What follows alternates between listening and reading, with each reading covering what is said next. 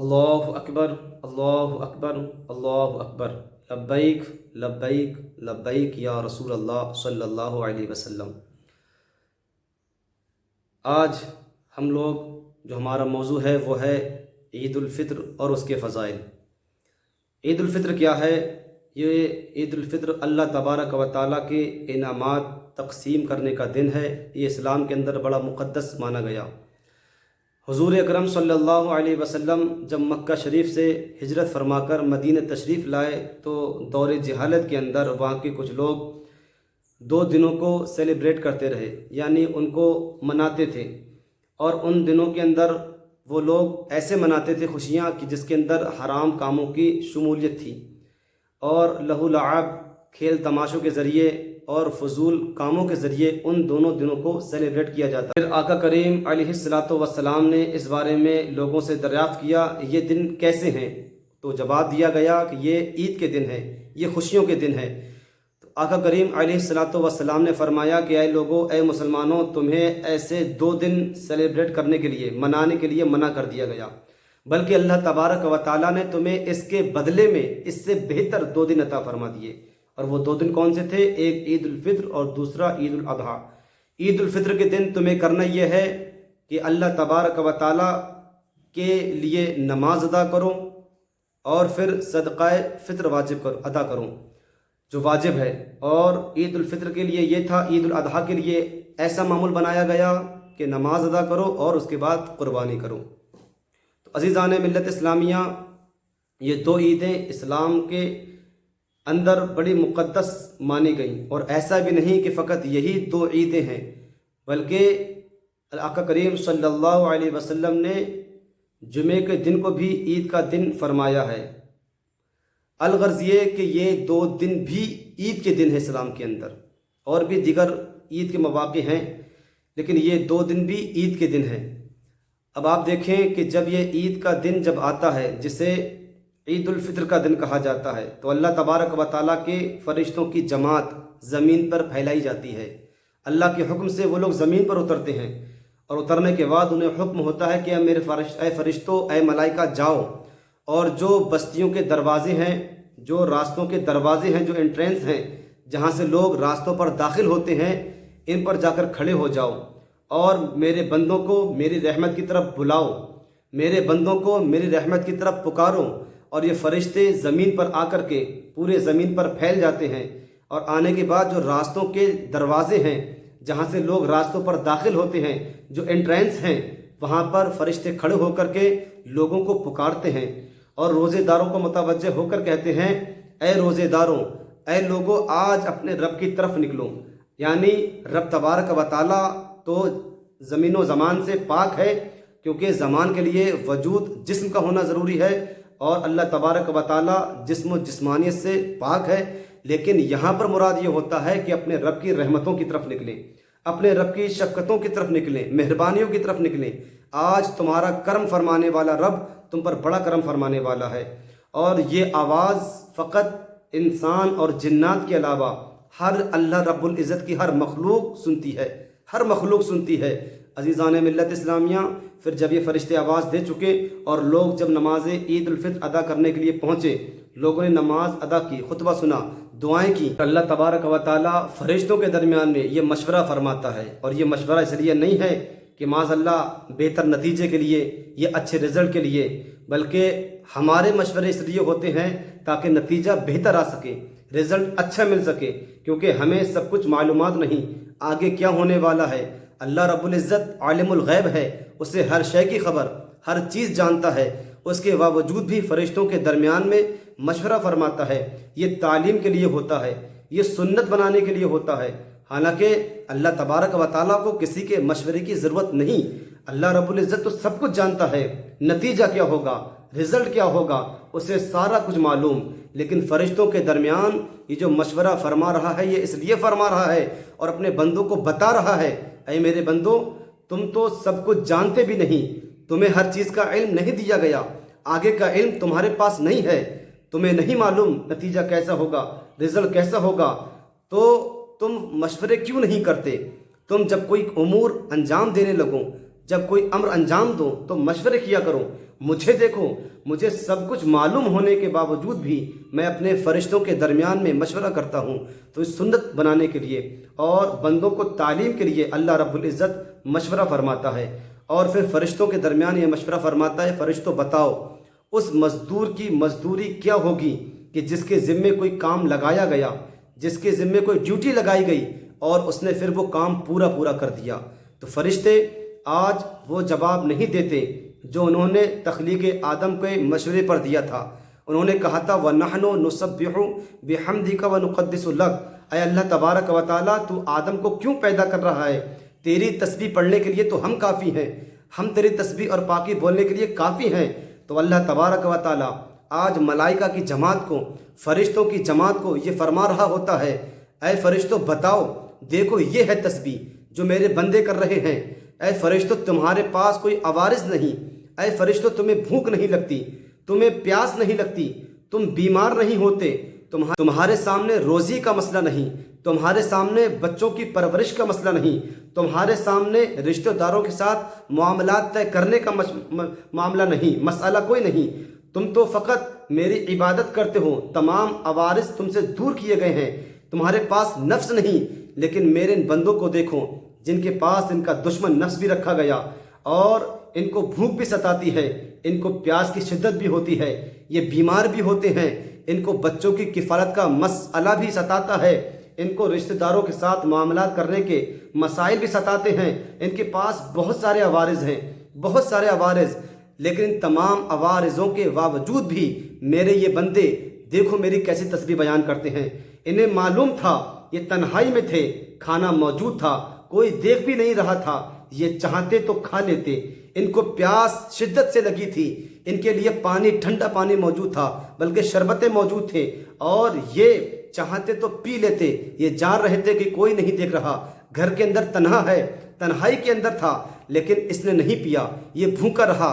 یہ پیاسا رہا۔ اے فرشتوں بتاؤ کس کے لیے، بتاؤ کس کے لیے؟ کیا اس کا یہ ایمان نہیں تھا کہ میرا رب نے میرے ذمے کوئی کام لگایا ہے، میرے رب نے مجھے ڈیوٹی لگائی ہے کہ نہیں کھانا، نہیں پینا، فقط تجھے بھوکا رہنا ہے صبح صادق سے غروب آفتاب تک؟ تو بتاؤ کہ میرے اس بندے نے وہ کام پورا نہیں کیا۔ اے فرشتوں دیکھو تم نے جو کہا تھا وَنَحْنُ نُسَبِّحُ بِحَمْدِكَ وَنُقَدِّسُ لَكَ، کہ تیری تسبیح بیان کرنے کے لیے، پاکی بولنے کے لیے ہم کافی ہیں، تیرا تقدس بیان کرنے کے لیے ہم کافی ہیں۔ فرشتوں دیکھو تسبیح یہ ہوتی ہے، یعنی اللہ تبارک و تعالیٰ فرشتوں کی جماعت پر اپنے بندوں پر رشک کر رہا ہوتا ہے، فرشتوں کی جماعت کے سامنے اپنے ان خاکی بندوں پر رشک فرماتا ہے، حالانکہ نوری مخلوق وہ ہیں اور مقدس وہ ہیں، لیکن ان کے درمیان میں اللہ رب العزت اپنے خاکی بندوں پر، آدم کی اولاد پر رشک کرتا ہے کہ آدم کے اعمال کو دیکھ کر کے اللہ تبارک و تعالیٰ فرشتوں کے درمیان فخر فرماتا ہے۔ عزیزان ملت اسلامیہ، اب یہ فرشتے اللہ کی بارگاہ میں عرض کرتے ہیں، اے اللہ تبارک و تعالیٰ بنتا تو یہی ہے کہ جو مزدور پوری مزدوری کرے، پورا کام کرے، اس کی اجرت اسے مکمل ادا کر دی جائے، اسے کافی کر دیا جائے، اسے کافی بھر، اور اسے جس نے جس امکان کا کام کیا ہے اس کو اسی لائق اجر اور ثواب عطا کر دیا جائے۔ تو اللہ تبارک و تعالیٰ اب فرشتوں کے درمیان میں یہ اعلان فرماتا ہے، اے میرے فرشتوں اب تم اعلان کرو کہ تم لوگ سب اپنے گھر کی طرف لوٹ جاؤ، اپنے گھروں کو واپس ہو جاؤ، اس حال میں واپس ہو جاؤ کہ ہم نے تمہارے تمام گناہوں کو معاف فرما دیا، ہم نے تمہاری مغفرت فرما دی ہے،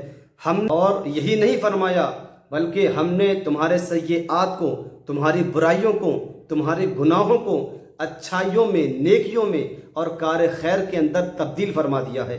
یعنی تمہاری برائیاں تھیں، ہم نے انہیں اچھائیاں بنا دیا، تمہارے سیئات تھے، ہم نے انہیں حسنات بنا دیا ہے، اب اس حال میں اپنے گھروں کو واپس ہو جاؤ۔ اور فرشتے یہ ندا کرتے ہیں، اور فرشتے بندوں پر آج خوش ہو رہے ہوتے ہیں کہ آج اولاد آدم کا کتنا پر انوار یہ ماحول ہے، اور کتنا مسرت اور شادمانی بھرا یہ انداز ہے کہ آج ان بندوں کی بخشش کر دی گئی ہے۔ آج جن لوگوں نے اللہ تبارک و تعالیٰ کے لیے کام کیا تھا، یعنی اللہ نے ان کے ذمے جو ڈیوٹی لگائی، جو کام لگایا تھا کہ پورے مہینے تمہیں بھوکا پیاسا رہنا ہے، اور یہ لوگ بھوکے پیاسے رہتے رہے، اور ان کو سحر کے لیے اٹھنا دشوار کام ہوتا ہے، لیکن یہ سنت سمجھ کر کے، یہ نیکی سمجھ کر اللہ کی رضا کو سمجھ کر یہ لوگ سحری کے لیے اٹھتے رہے۔ یہ لوگ افطار کے وقت سب کچھ سامنے موجود ہونے کے باوجود بھی اس وقت تک کھاتے نہیں تھے جب تک کہ اللہ کا حکم نہیں ہو جاتا تھا۔ آج ان کے تمام جو انہوں نے کام کیے تھے، جو ان کے ذمے لگایا گیا تھا،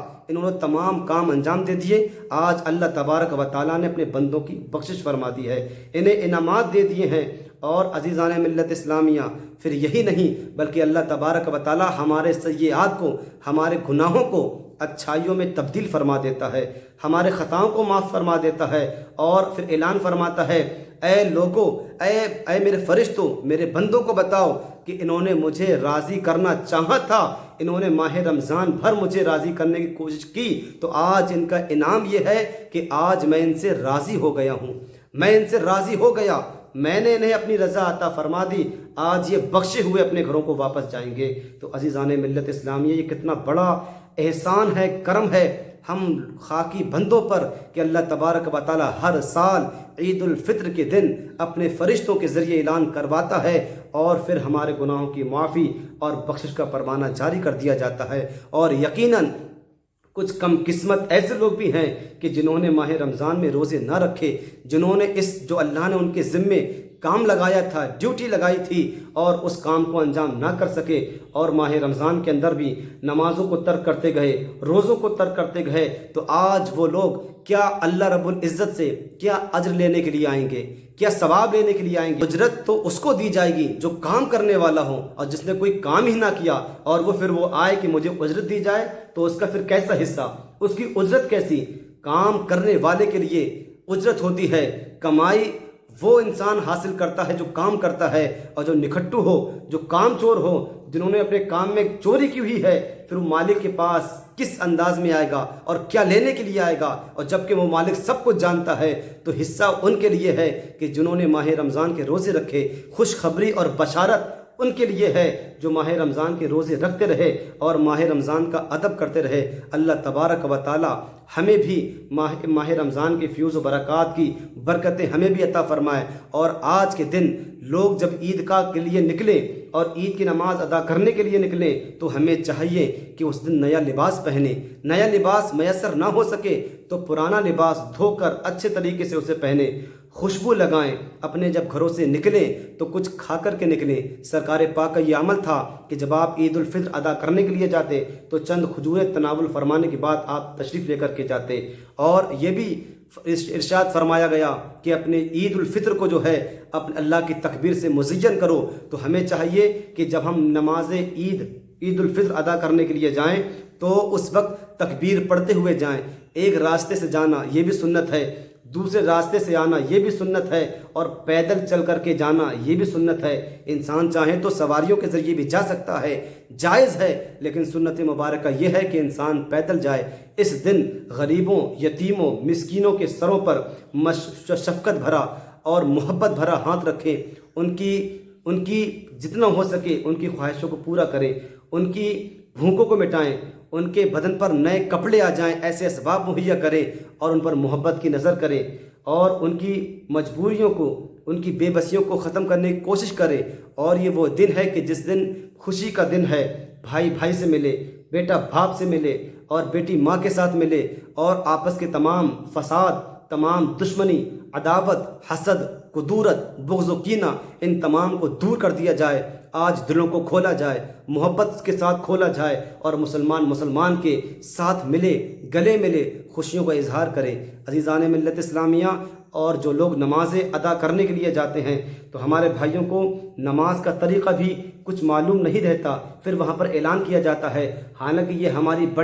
بڑی ایک کم نصیبی ہے کہ ہم مسلمان ہو کر بھی ہمیں اپنے عید کی خوشی تو ہوتی ہے، لیکن عید منانے کا طریقہ اور نماز پڑھنے کا طریقہ معلوم نہیں ہوتا۔ فی الحال ہمیں چاہیے کہ ان تمام چیزوں کو سیکھیں اور یاد رکھیں۔ طریقہ اس کا یہ ہے، نیت کی میں نے 2 رکعت نماز واجب عید الفطر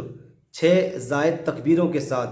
واسطے اللہ تعالیٰ کے، پیچھے اس امام کے، منہ میرا کعبہ شریف کی طرف، اللہ اکبر۔ جب اللہ اکبر کہیں ہاتھوں کو ناف کے نیچے باندھیں اور سبحانک اللہ پڑھیں، اس کے بعد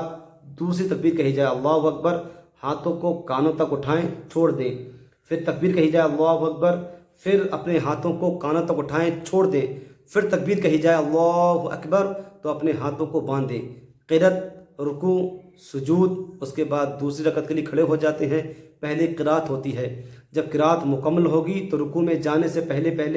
3 زائد تکبیر کہی جائیں گی۔ اللہ اکبر، ہاتھوں کو کانوں تک اٹھا کر چھوڑ دیں۔ اللہ اکبر، ہاتھوں کو کانوں تک اٹھا کر چھوڑ دیں۔ اللہ اکبر، ہاتھوں کو کانوں تک اٹھا کر چھوڑ دیں۔ پھر اللہ اکبر جب کہا جائے چوتھی مرتبہ تو بنا ہاتھ اٹھائے سیدھا رکوع کے اندر چلے جائیں، اور رکوع کے اندر جانے کے بعد پھر نماز جیسے مکمل ہوتی ہے یوں ہی نماز کو مکمل کریں، اور اس کے بعد پھر خطبہ سننے کے لیے متوجہ ہو جائیں، پھر دعائیں کریں۔ یہ نماز کا طریقہ ہوتا ہے، تو اسی انداز میں نماز کو ادا کریں اور مکمل خلوص کے ساتھ اور للہیت بھرے انداز میں نمازیں ادا کرنے کے لیے جائیں، اور اپنے مسلمانوں کے درمیان خوشیوں کو ظاہر کر کے اللہ کی اس نعمت پر اللہ کا شکر ادا کریں۔